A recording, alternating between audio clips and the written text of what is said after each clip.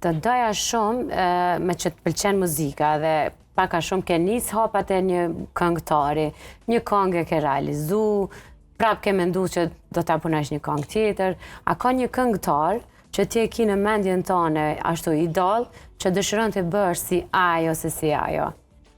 Po, e kam Ilir Shaqirin. Ilir Shaqirin. Po. A të pëlqen krejt këngët e Ilir Shaqirit? Po, e kam disa që me pëlqen shumë. Cila për shembull? Fjalët e Qiriut. A e den me knu pak? Po. Hajde lutna. Unë për ju do të rritë të retem, asa qiri të mos mbetem, të venitë të digjem dot, këtë dëshirë e kam sa mot. Bravo.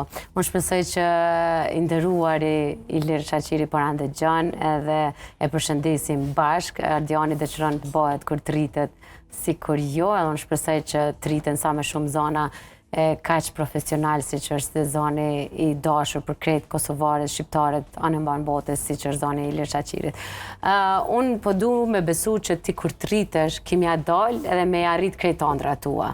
Me qenë edhe doktor me shpëtu jetë, edhe futbolist, edhe basketbolist të më tha, po? Po. Por asnjëherë mos heqësh dorë nga leximi, sepse leximi është ai që na ushqen trurin, njëjtë siç na ushqen ushqimi barkun. A është ashtu? Po, edhe ajo na pasuron fjalorin.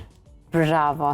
Dhe kjo të ka ndihmuar edhe ty me ta pasuru fjalorin, siç po fol si një djalë i mbar që je. Unë të falenderoj shumë që ke qenë te emisioni Familja Jon.